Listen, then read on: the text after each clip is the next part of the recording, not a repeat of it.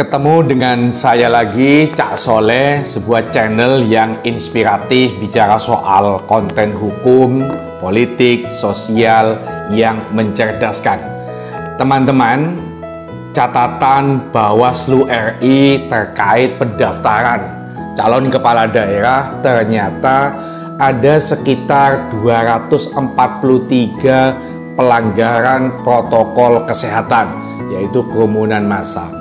Padahal KPU dalam aturannya sudah melarang hanya beberapa ketua pengurus partai yang boleh. Tetapi banyak calon tidak mengindahkan, banyak calon justru mengerahkan massa pada saat mereka mendatangi kantor KPU.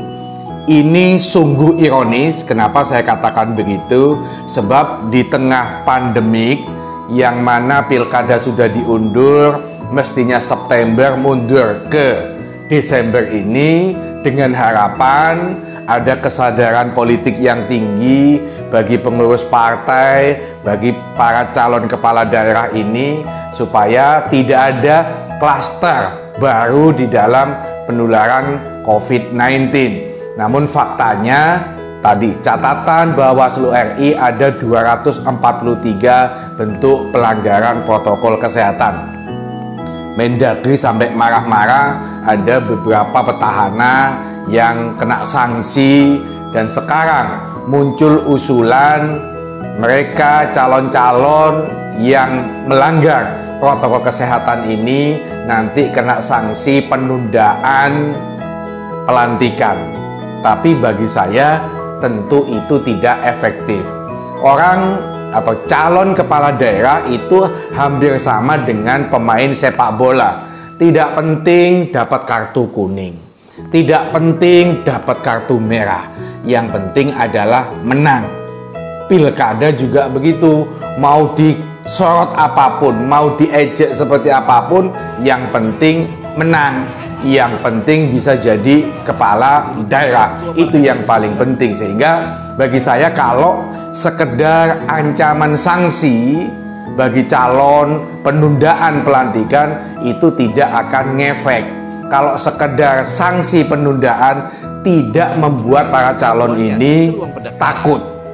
Mestinya sanksi harus tegas. Contoh misalnya, siapapun yang melanggar protokol kesehatan, pendaftaran ada kerumunan massa, pakai ada acara kampanye massa, sering mengumpulkan dialog-dialog yang di situ tidak ada jaga jarak, banyak yang tidak pakai masker, coret dari calon. Selesai. Ini adalah sanksi yang akan membuat para calon itu gentar, takut kalau dia akan melanggar.